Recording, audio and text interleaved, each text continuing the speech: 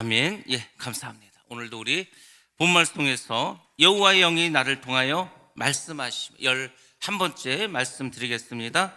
칼이 영원히 사람을 상하겠느냐. 예, 제목 속에서도 뭔가 우리나라에 지금 딱 중요한 말씀이 아닌가, 우리가 어떻게 신앙생활을 해야 되는가에 대한 말씀이라고 생각이 듭니다. 오늘 말씀도 여러분들 잘 들으시고 은혜 받으시고 하나님 뜻이 무엇인가를 잘 분별하시기 바랍니다.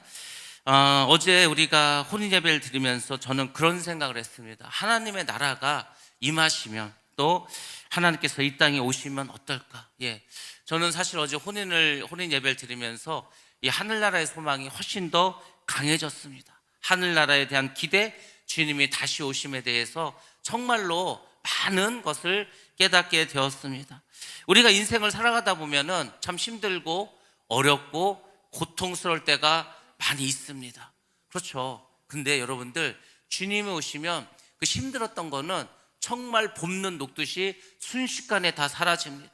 어제 우리가 결혼식을 했지만은 이게 뭐 그냥 와서 보는 사람들은 성대하고 화려하고 은혜스럽고 뭐 이런 것만 느끼겠죠. 근데 이 날을 준비하기 위해서 그동안 많은 수고가 있었고 많은 분들이 정말 땀을 흘렸습니다. 저도 물론 많은 것을 준비하느라고 분주히 움직였습니다. 근데 여러분, 그 결혼식을 하니까요, 그 힘들었던 거는 다 잊어버리더라고요. 자식을 낳아서 결혼을 시키는데 그 거저 되겠습니까? 많은 기도와 눈물과 헌신과 물질과 정성이 들어가야 이 자녀를 키우는 거지 않습니까? 근데 제가 그 생각을 했습니다. 내가 얘를 키우기 위해서 많은 노력을 했고 힘든 일도 많았는데 그냥 어제 하루로 그 모든 것이 다 사라져 버리더라고요. 그럼 제가 깨달았습니다. 우리의 인생이 아무리 힘들고 고통스럽다 하더라도 우리가 주님을 만나면 모든 것이 다 그냥 감사로 변하는 것이구나. 오직 하나님의 영광만 남는 것이구나. 오직 기쁨만 있는 거구나. 제가 한번 생각해 봤습니다. 우리 인생에서 도대체 어떤 날이 가장 기쁜 날일까? 제가 결혼했던 날도 물론 기뻤습니다. 근데 여러분, 자식을 결혼시킨 날은 더 기쁘다는 것을 깨달았습니다. 왜 하나님께서 예수 그리스도를 이 땅에 다시 보내셔서 우리 성도들과 혼인의 이 천국잔치를 벌이실까? 그것은 가장 기쁜 날이구나. 가장 기쁜 날이기 때문에 혼인잔치에 비유하셨구나, 이 생각이 들었습니다. 그러면 여러분들, 참 지금 다 어렵습니다. 나라도 어렵고 뭐 가정 경제도 어렵고 또 교회도 여러 가지로 어려운 일이 많이 있습니다. 그렇지만 어려워도 힘들어도 우리가 믿음만 꼭 붙잡고 주님 오시는 그날까지 이 믿음에서 벗어나지 않는다면 우리는 신랑 되시는 그 주님을 기쁨으로, 감사함으로, 감격하는 마음으로 맞이하게 될 줄로 믿습니다. 그런 은혜가 우리 모두에게 있기를 주의 이름으로 축원합니다. 제가 오늘 먼저 여러분들 이 말씀을 꼭 드리고 설교를 하려고 준비를 했습니다. 자, 오늘 본문 말씀 드리도록 하겠습니다. 넬이라는 사람이 있습니다. 넬이 누구냐면 사울왕의 숙부입니다. 그 넬의 아들이 있습니다. 아브넬이라고 하는 장군이 있습니다. 이 사람은 사울왕과 사촌지간입니다. 이 아브넬은 사울 군대의 사령관이었습니다. 또 그는 사울의 아들 이스보셋, 사울왕이 죽지 않았습니까? 그러니까 사울왕의 사촌인 이 아브넬은 사울의 아들인 이스보셋을 데리고 마하나임으로 갑니다. 그곳에 가서 어떻게 한지 아십니까? 이스보셋을 이스라엘의 왕으로 삼습니다. 왕이 죽었으니까 왕을 세우겠다는 거예요. 근데 이미 다윗이 유다 이 남쪽에서 왕으로 등극을 했어. 그러니까 이제 우리 왕조가 없어질 판이야. 그러니까 아브넬은 이래서는 안 되겠다 해서 결국 사울왕의 아들 이스보셋을 데리고 그를 왕으로 세웠습니다. 그래서 그는 길르앗과 아술, 이스라엘, 에브라임, 베냐민, 그리고 온 이 북쪽 땅을 다스리게 되었습니다. 근데 여러분, 이스보셋은 왕이었지만 사실 그는 꼭두각시였고 진정한 실권은 누가 잡고 있었겠습니까? 왕으로 내세웠던 아브넬이 모든 권력을 갖게 되었습니다. 중요한 것은 이 아브넬은 기도해서 이스보셋을 이스라엘의 왕으로 세운 게 아니라는 겁니다. 자기의 욕심과 야심에 의해서 하나님의 뜻에 따르지 않고 자신의 이익을 따라서 왕을 세웠다는 겁니다. 이게 중요한 거예요. 나라가 분열이 되고 혼란하면은 많은 군웅들이 일어납니다. 그 소영웅들이 많어. 내가 이번에 권력을 한번 잡아보겠다. 여기저기서 막 들고 일어납니다. 우리나라도 지금 나라가 혼란하니까 서로 차기 대권을 노리겠다고 여기저기서 막 지금 움직임이 있지 않습니까? 그렇습니다. 예전이나 지금이나 이 심합니다. 물론 예전에는 더 심했죠. 왜냐하면 예전에는 다 죽여버렸으니까, 숙청시켜버리고. 그래서 이런 어떤 혼란한 시기가 이스라엘에 있었습니다. 그렇지만 여러분들, 하나님의 뜻대로 세우지 않는 나라는 어떻게 되냐 하십니까? 결국은 패망하고 만다는 겁니다. 왠지 아십니까? 하나님은 인간의 욕심에 끌려다니시는 분이 아니라는 겁니다. 이걸 여러분들이 빨리 기억하셔야 됩니다. 우리는 때로 하나님을 내 욕심과 내 유익과 내 편의와 내 꿈을 이루기 위해서 하나님을 이용하려고 합니다. 하나님, 내가 이번에 이렇게 하려고 했으니까 반드시 나를 도와주셔야 됩니다. 하나님 안 도와주시면 나 하나님 떠나볼 겁니다. 막 이렇게 협박하는 사람도 있어. 그건 신앙생활이 아닙니다. 우리는 하나님의 종으로서, 하나님의 자녀로서 그분에게 순종하고 그분을 경외하고 그 하나님 뜻을 따라갈 존재지, 그 하나님을 내 이익을 위해서 이용하려는 그런 생각을 가져서는 안 됩니다. 그리고 하나님은 그런 거에 끌려다니지도 않습니다. 하나님은 그분의 분명한 뜻이 있습니다. 그 뜻을 그분의 종에게 주십니다. 그 종이 만약에 그 일을 감당하지 않는다 그러면 다른 종을 세워서 반드시 하나님은 그분의 뜻을 이루어 가십니다. 그래서 여러분들 중요한 게 뭐냐면 여러분들이 쓰임받는 겁니다. 끝까지 쓰임받는 겁니다.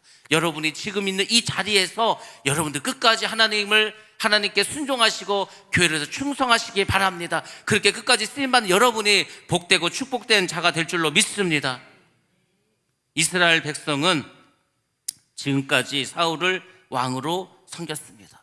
그래서 그들은 다윗이 왕이 되면 자신들에게 보복을 할까 그것이 두려웠습니다. 사실 여러분들, 사울 왕은 어떻게 통치한 줄 아십니까? 사울은 왕이 되어서 오랫동안, 사실은 왕이 전부터 우리가 사무엘상 할 때 다 배우지 않았습니까? 항상 사울의 중심에는 하나님이 있지 않았습니다. 인간이 있고 사람이 있었습니다. 사울은 이스라엘을 인간적으로 통치했습니다.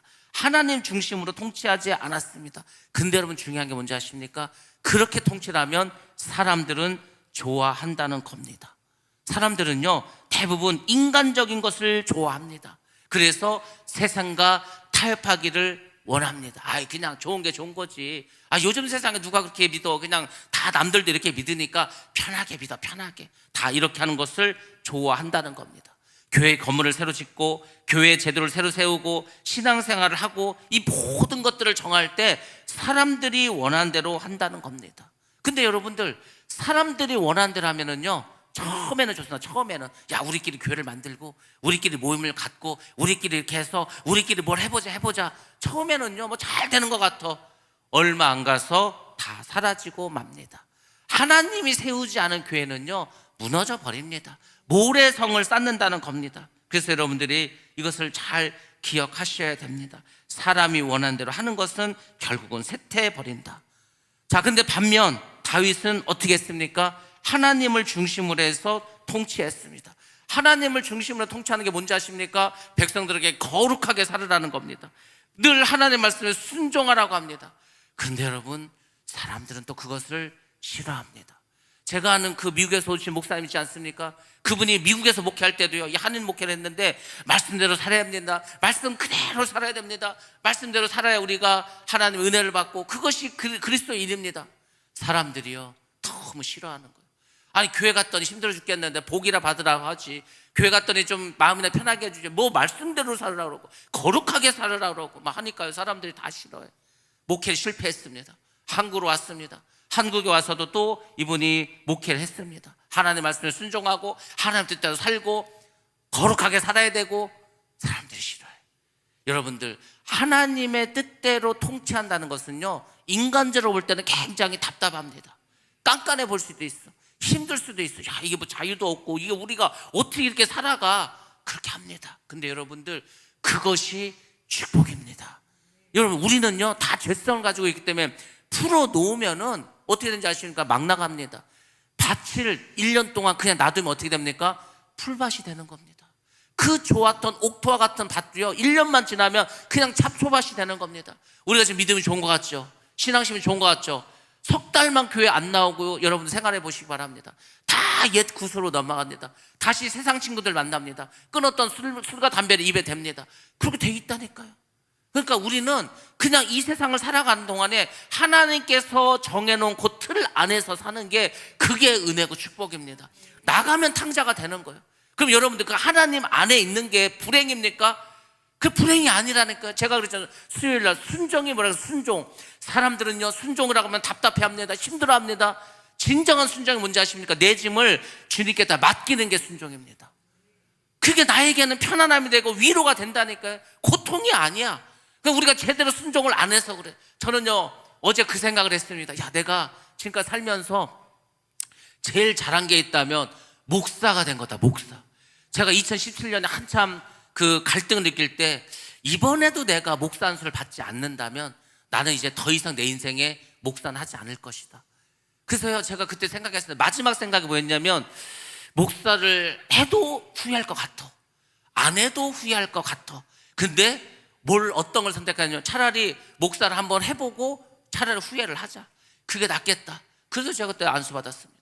근데 그때 정말 탁월한 선택이었어. 그때 하나님이 저를 도와주셨습니다.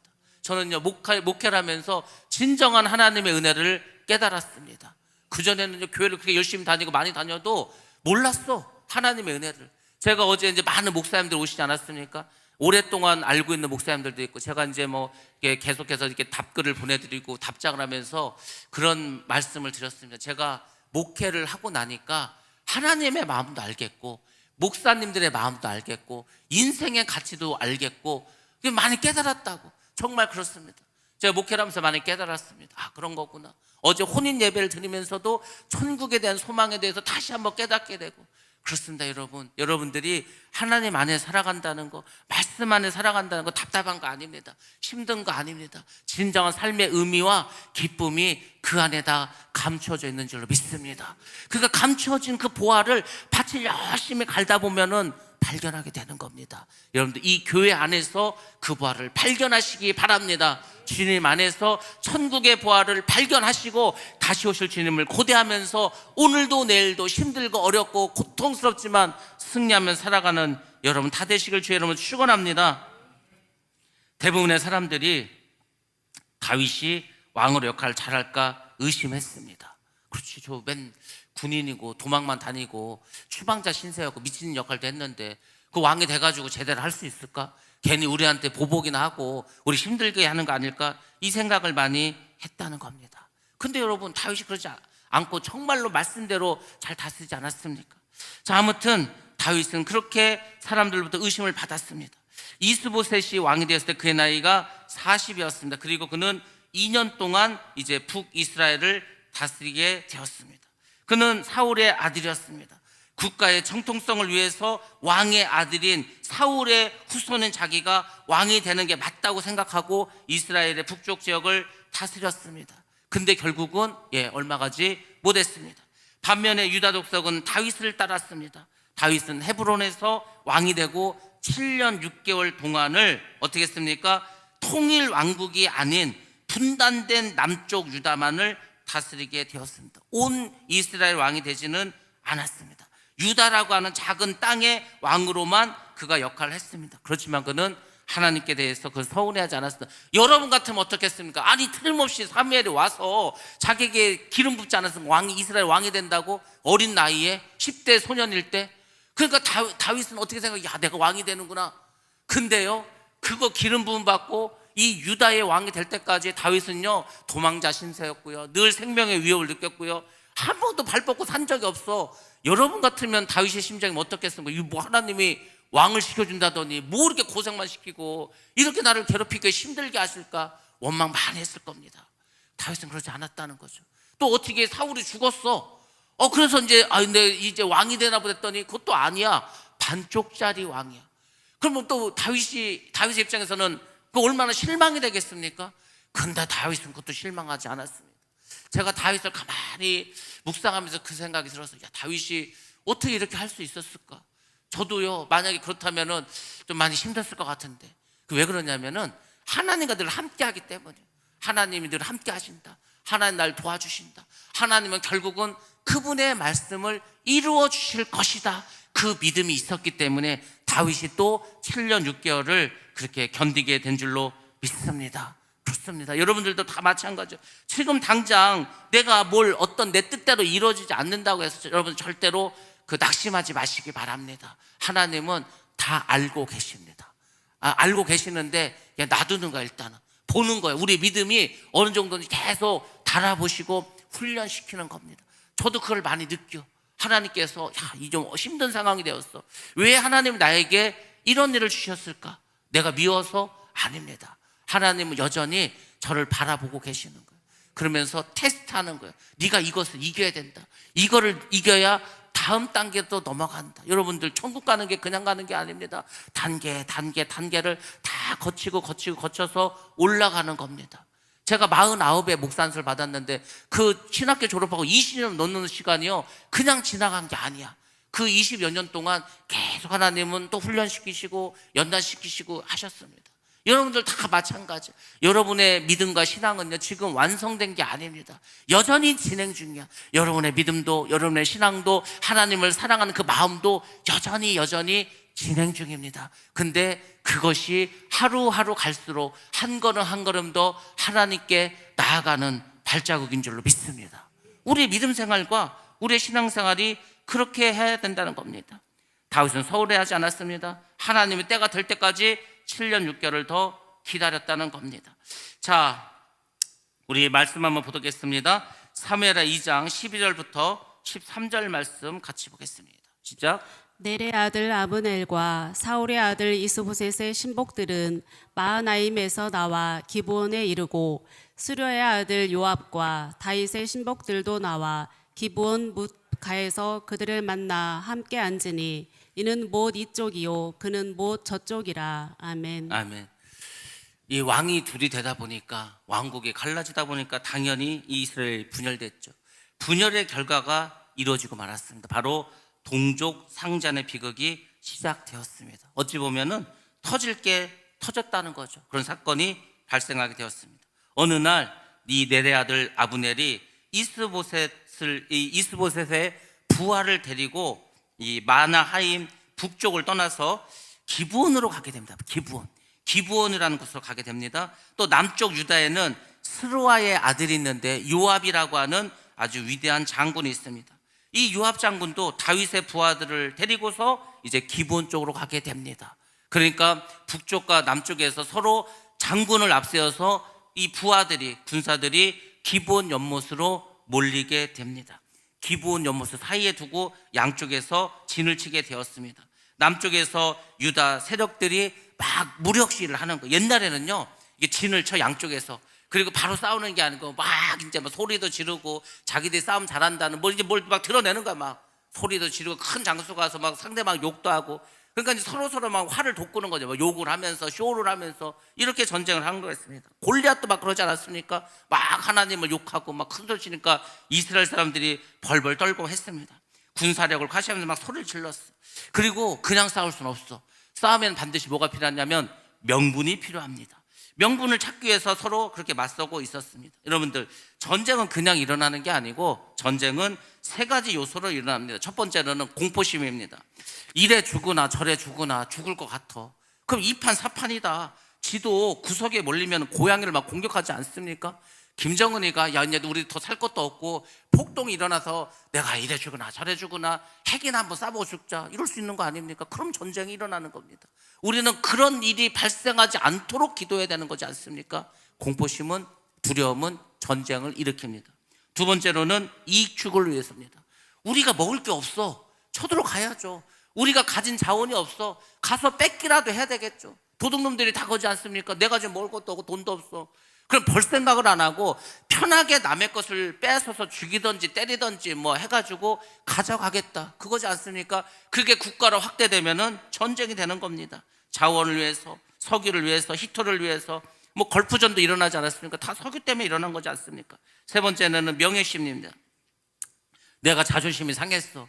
그 별것도 아닌 놈인데 막 우리를 욕했어. 우리를 공격했어. 아, 이놈들 봐라. 감히 나한테 까불어. 바로 그냥 공격해버리지 않습니까? 그렇게 되는 겁니다.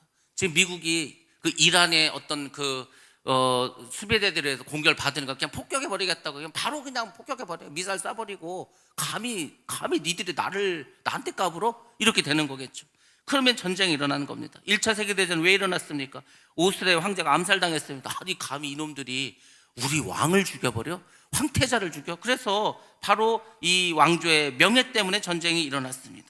유다와 이스라엘의 전쟁은 무엇 때문입니까? 명예심 때문입니다. 명예심 때문에. 야 그래도 사울왕이 원조지 뭔 소리 하냐, 다윗이 진짜 하나님 세운 왕이지. 그 명예심 때문에 결국은 이 부하들 사이에서 전쟁이 일어났습니다. 그때 아브넬이 요압에게 이렇게 말합니다. 야 우리가 젊은 이 군사들을 보내서 서로 겨루게 하자, 싸우게 하자. 그러니까 이제 고대의 전쟁은요, 전면전을 하기 전에 장수들이 나가서 싸우든지 하여튼 몇 명이 먼저 가서 막 싸우는 거. 왜? 그래야 나머지 군사들이 막 사기가 오를 거지 않습니까? 그렇게 제안을 합니다. 그래서 자신들의 군사들이 더 세다는 것을 과시하고 싶었습니다. 기싸움이 있었습니다. 자, 요압도 찬성을 했습니다. 이스보셋 쪽에서는 베냐민 사람 12명의 군사가 나갑니다. 다윗의 부하들도 마찬가지입니다. 12명이 나가서 싸움을 합니다. 근데 뭐 이때 싸움이 총싸움입니까? 뭡니까? 그것도 아니야. 그냥 서로 달려붙어 12명씩 왔으니까 한 사람이 한 명씩 붙잡아 머리를 서로 붙잡고요, 칼로 옆구리를 막 서로 찌르게 됐습니다. 그럼 여러분들 어떻게 되겠습니까? 다 죽어버리는 거지. 그래서 양쪽 모두 다 죽었습니다.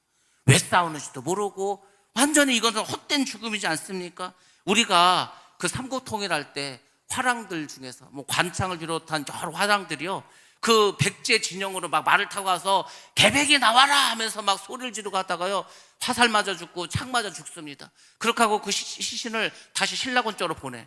그것을 보고서 이제 신라군들이 어떻게 됩니까? 막 억울하겠지. 감히 우리를 죽여? 그 두려움을 막 유발해. 그걸 일부러 노린 거야. 저렇게 어린 화랑들이 가서 피 흘려 죽는 걸 보면은 나머지 화랑들이 어떻겠습니까? 막 부글부글 끓지 않게 피를 보면은요 자기도 모르게 막 분노가 막 솟는다니까. 바로 그 작전을 쓴 거였어.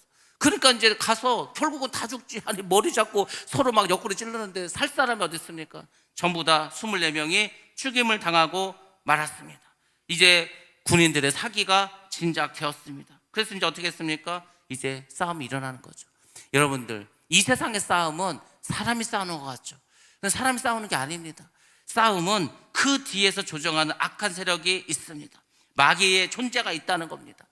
이 역사상 아주 큰 독재자들이 있었고 전쟁 광들이 있었습니다. 그들이 왜 그렇습니까? 악한 마귀가 부추기는 거예요. 그래서 무고한 사람들을 수도 없이 죽이지 않았습니까? 인류의 역사에 정말 끔찍한 전쟁의 비극이 얼마나 많은지 아십니까? 우리나라 6.25 때 얼마나 많은 사람이, 민간인들이 죽음을 당했습니까? 베트남도 마찬가지죠. 지금도 내란이 여전히 일어나서 서로 그냥 죽이고 하는 일이 얼마나 많이 있는지 알 수도 없습니다. 이렇게 사람들이 속는 거예요. 마귀에 의해서 결국은 이런 비참한 일들이 벌어집니다. 여러분들, 우리는 마귀 사탄의 말에 귀를 기울일 것이 아니라 이럴 때일수록 하나님을 바라보고 하나님의 말씀을 들어야 할 줄로 믿습니다. 다윗은 전쟁을 원하지 않았어요. 지금 이 군사들이, 이 장군들이 뭐 왕의 명령을 받고 나가 싸웁니까? 다윗은 나가 싸우라고 한 적도 없는데 그냥 요압 장군이 저 북쪽에서 내려왔다고 하니까 그냥 나가서 싸우려고 나간 거지 않습니까? 군인들이 다윗의 허락도 받지 않고 군사력을 가시하기 위해서 그렇게 서로 싸웠다는 겁니다. 괜히 아무 죄도 없는 젊은이들만 죽음을 당하고 말았습니다. 그래서 기브온에 있는 헷갓 핫수림, 이것이 벌판인데 거기가 피의 능선이 됐습니다. 군인들이 그냥 피 흘려가지고 피의 능선이 되고 말았습니다. 결국 이렇게 12명씩 나와서 겨루를 했지만 큰 전쟁으로 이뤄집니다. 싸움이 시작되었습니다. 남을 모욕하고 자신을 과시하려는 이 태도 때문에 결국은 나라도 교회도 가정도 다 무너지는 겁니다.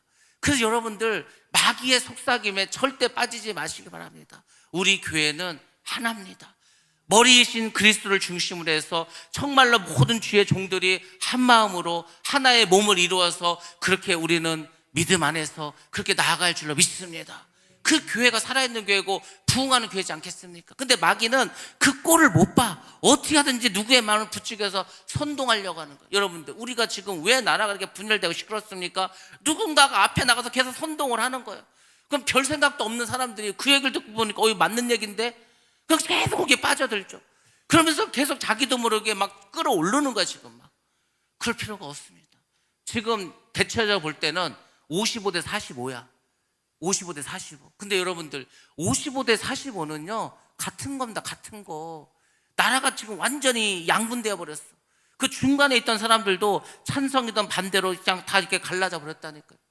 나라가 그래서 되겠습니까? 이 완전 반쪽 났는데 이 반쪽 난 나라를 누가 이거를 다시 붙일 수가 있습니까? 사람의 힘으로 안 됩니다. 누가 대통령이 돼도 결국은 양 진영이 나눠져 있기 때문에 하나가 안 돼.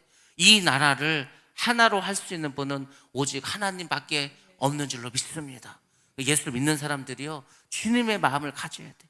하나님의 뜻이 무엇인가를 분별하고 이제는 기도해야 될 때입니다. 앞에 나가서 말 안 해도 다 알아. 이제 할 얘기 너무 많이 말해갖고 다 알아. 그러니까 우리가 이제 어찌 보면 이번 주에 이제 헌재에서 발표가 있을지 다음 주에 있을지 모르겠지만은 어떤 결과가 나오더라도 그걸 다 수긍하고요. 이 나라를 위해서 우리는 기도해야 됩니다.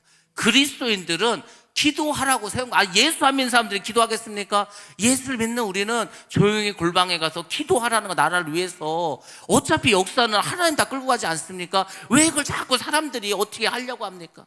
그러지 마시고 우리는 하나님께 모든 것을 내어 맡기고 이 나라를 위해서, 이 민족을 위해서 조용히 기도해야 할 줄로 믿습니다. 결국 이 전쟁은 피를 부르고 말았습니다. 동족 상잔의 비극을 갖고 말았어요. 같은 하나님의 지금 자녀들한테 12지파 다 하나님, 이 아브라함의 후손인데 자기들끼리 이렇게 싸움을 하고 말았습니다. 전쟁이 치열해지니까 감정이 앞서기 시작했습니다. 결국 이스라엘 군대가 다윗의 군대에 패배하고 말았습니다. 우리나라도 남북이 분단되어서 전쟁을 하지 않았습니까? 끊임없이 지금 전쟁을 하고 있지 않습니까? 무슨 꼭 총을 쏘고 대포를 쏴야만 전쟁입니까? 아니야. 외교적으로도요, 경제적으로도, 뒤로도, 또 사이버로 끊임없이 전쟁은 지금 이루어지고 있습니다. 자, 18절부터 20절 말씀 한번 보도록 하겠습니다. 시작. 그곳에 수려의 세 아들 요압과 아비새와 아사엘이 있었는데 아사엘의 발은 들노루같이 빠르더라. 아사엘이 나부넬을 쫓아 달려가되 좌우로 치우치지 않고 아브넬의 뒤를 쫓으니 아브넬이 뒤를 돌아보며 이르되 아사헬아 너냐 대답하되 나로라. 아멘. 예. 이 전쟁터에 누가 있었냐면 스루아의 아들이 있었습니다. 스루아의 아들이 셋이 있었는데 이제 다윗의 부하들이죠. 그 아들이 요압과 아비새와 아사엘이 있었습니다. 근데 이 막내인 아사엘은 특별히 굉장히 발이 빨랐습니다. 그러니까 전쟁이 나면은 지가 맨날 선봉에 서서 앞장서가지고 막 싸움을 하는 거, 달리기를 잘했습니다. 그래서 별명이 뭐였냐면 들의 노루라고 해서 들의 노루. 노루가요, 이 얼마나 빠른지 아십니까? 순식간에 막 뛰어가지 않습니까? 그 정도로 빨랐다는 겁니다. 이 사람들은 전부 다 누구냐면 다윗의 조카들이었습니다. 다윗의 조카들. 그래서 이 아사엘이 지금 도망간다고 하니까 아브넬이 그를 쫓아갑니다. 왜 쫓아갑니까? 자기가 적장을 죽이면은 공을 세우지 않습니까? 군인들은요, 뭘 위해서 싸우는지 아십니까? 자기가 공을 세워야 돼. 훈장을 받아. 그러면 어떻게 계급도 올라가, 지위도 올라가. 그러니까 이 아브넬은 자기가 셋째고 막내거든. 그러니까 자기가 적장을 죽여버려. 그러면 자기가 어떻게 되겠습니까? 높은 자리에 올라가지 않겠습니까? 그래서 죽으라고 쫓아가게 됩니다. 아브넬은 뒤쫓아온 이 아사엘에게 말합니다. 자, 뭐라고 말합니까? 네가 이제 나를 그만 쫓아오고 돌아가라고 합니다. 여러분들, 아브넬은요 정말 전쟁에서 잔뼈가 굵은 사람이에요. 지금 아무리 달리기를 잘한다 하더라도 아사엘은 아브넬의 적수가 되지 못합니다. 그러니까 그냥 자기를 뒤쫓아오는 이 아사엘에게 나 그만 따라오고 그냥 돌아가라는 거. 너 내 상대가 되지 않는다는 거예요. 내가 내 부하에 군복을 하나 벗겨 너 줄 테니까 그냥 가져가라는 거예요. 네가 그래도 열심히 가서 한 놈이라도 더 죽였다고 그 공이라도 세우라고 하면서, 그렇게 어찌 보면은요, 나름 이 아브넬은 이 아사엘에게 편의를 제공해 주는 거예요. 사실은 그냥 너 내가 죽일 수도 있는데 그냥 조용히 돌려보낼 테니까 그냥 가라고 합니다. 나는 너 죽이기 싫다. 왜냐하면 여러분들, 이 아브넬과 그리고 요압은 같은 편으로 오랫동안 군대에서 정을 나눈 사람이지 않습니까? 쉽게 말하면 지금 포스타야. 이 사람도 별내게 대장, 이 사람도 별내게 대장이에요. 어릴 때부터 같이 자라면서 같이 전쟁터에서 전우였는데 그 전우의 친구의 동생을 죽인 다음에, 물론 지금은 적의 위치에 있지만 그 자기도 요압 보기가 참 힘들지 않겠습니까? 그래서 내가 요압을 어찌 보겠냐. 그러니까 너 그냥 돌아가라고 타이릅니다. 근데 아사엘은 전공을 세우고 싶어. 내가 어찌하든 적의 장수를 죽여서 공로를 세우고 싶어. 그걸 우리가 뭐냐면 만용이라는 거야. 만용. 용기도요 적절하게 있어요. 용기야. 이게 넘어서면은 만용이 되는 거다. 만용. 지금 만용을 부리는 사람들은 많어. 한계가 있다니까 우리는. 근데 자꾸 넘어서 그때부터는 만용이 되는 겁니다. 지금 어찌하든지 아사엘은 공을 세우려니 만용에 빠져 있습니다. 상대방의 실력을 몰라. 그렇지 않습니까? 그래서 어떻게 합니까? 이 만용을 부르다가 멸망당하는 거예요. 사람들이 이 만용이 이제 욕심이지 않습니까? 욕심을 잘못 부리면요 자기도 모르게 망하는 거예요. 돈도 없는데, 사람도 없는데, 지금 이자율도 높은데 빚을 잔뜩 내서 교회를 크게 건축한다? 만용이라고. 만용.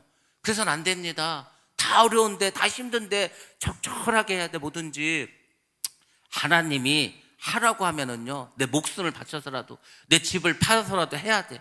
그게 아니라면 여러분들 절대 만용을 부려서는 안 됩니다. 용기가 아니야.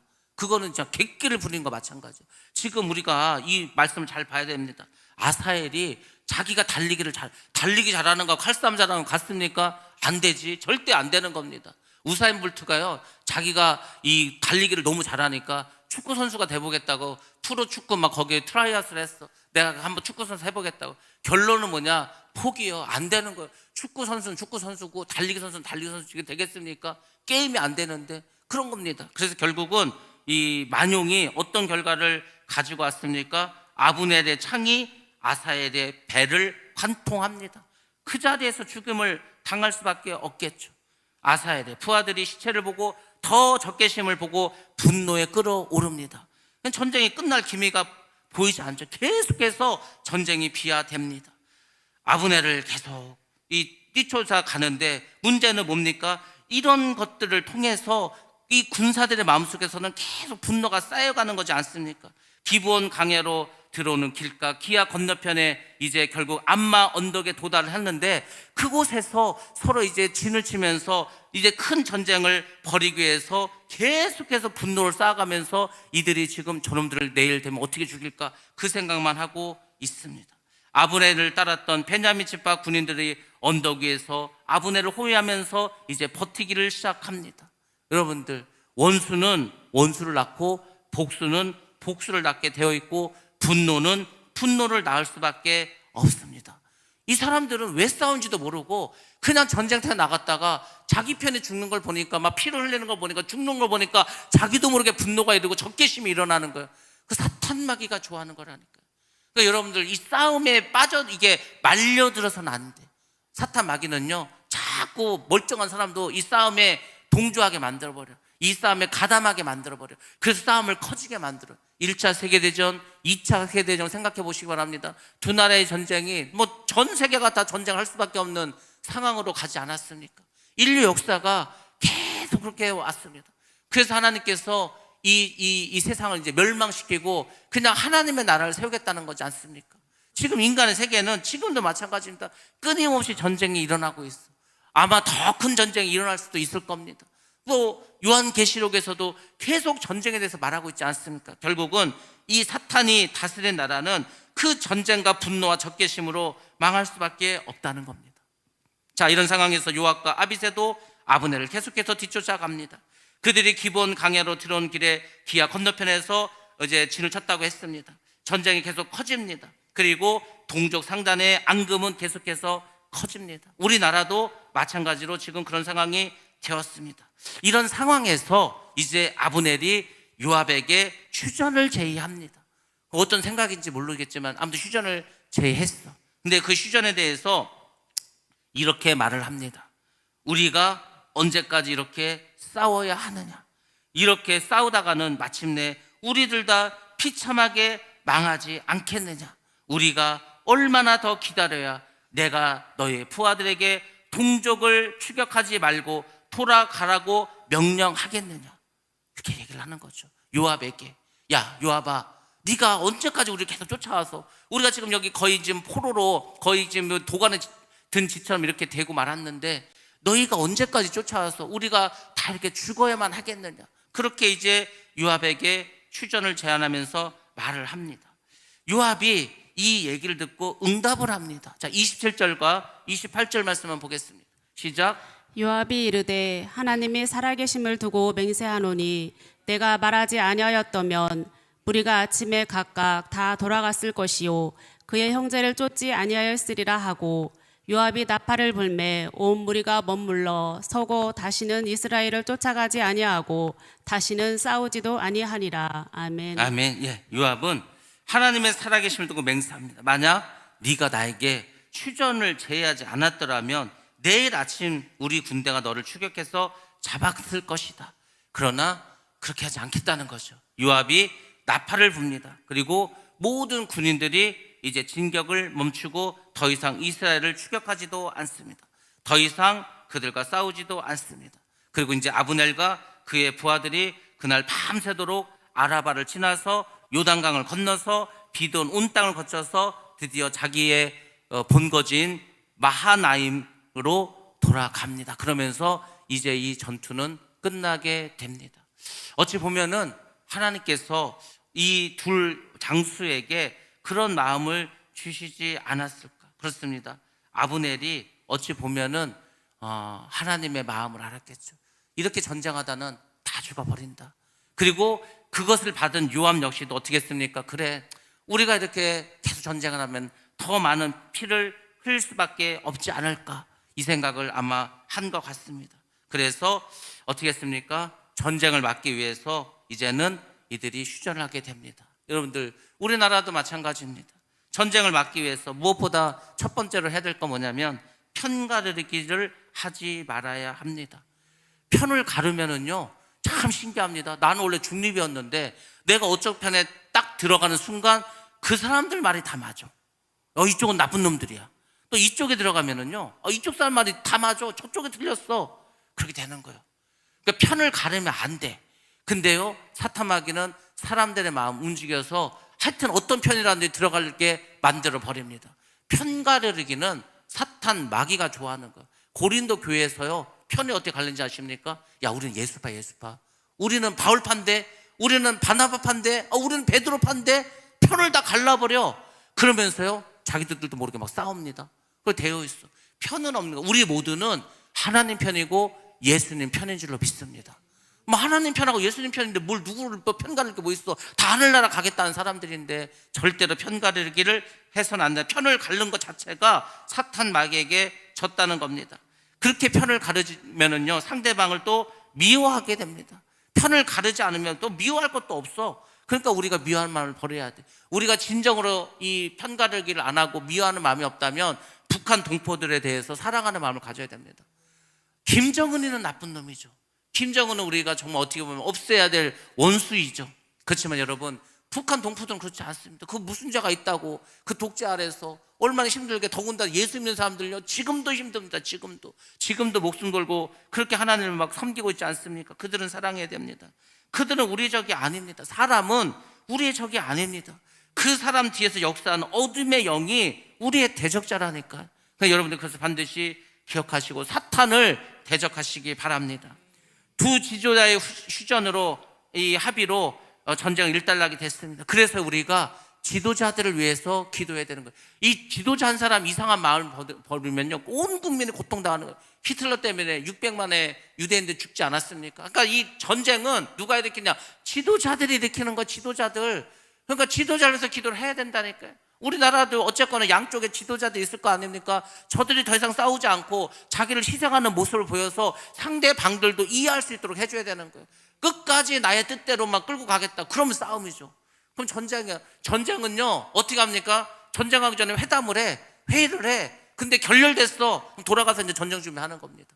그게 전쟁이라고. 지금 이 나라가 이렇게 전쟁을 꼭 해야 되겠습니까? 꼭 이렇게 우리가 칼이 영원히 우리 사람을 상하게만 해야 되겠습니까?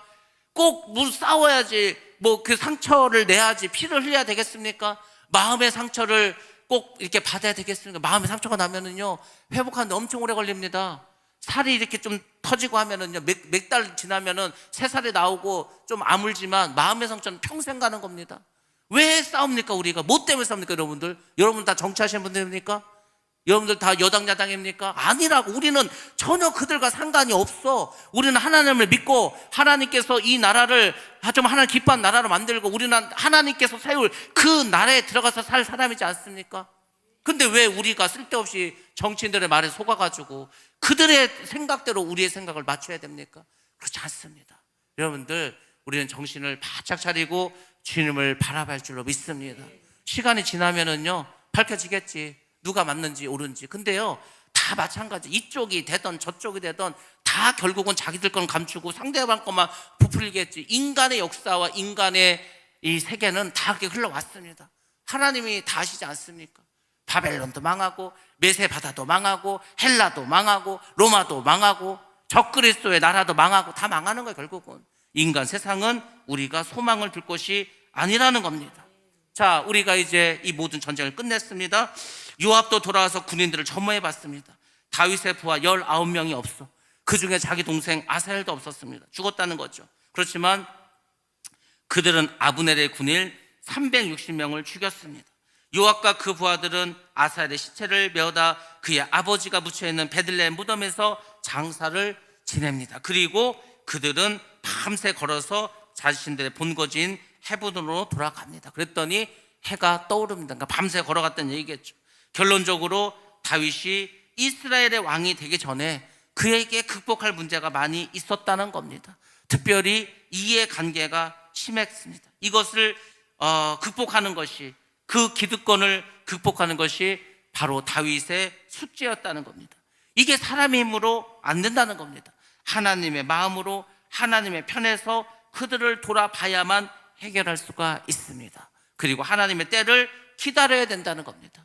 나의 내면의 이기심, 이런 편협함을 우리는 극복해야 합니다. 아브넬과 요압은 그렇게 하지 못해서 결국 싸우고 말았습니다. 피를 흘리고 말았습니다. 그렇지만 결국 하나님께서는 그 이스라엘을 통일시키십니다. 여러분들, 우리도 분열의 아픔이 있습니다. 분단의 아픔이 있습니다. 그렇지만 여러분들이 하나님의 마음을 가지고 기도하면서 우리가 다시 하나 될 것을 소망하시면 하나님께서는 그 날을 우리에게 주실 줄로 믿습니다. 그런 우리 나라와 또 우리 하늘성 교회, 우리 모두가 되기를 주의 이름으로 축원합니다.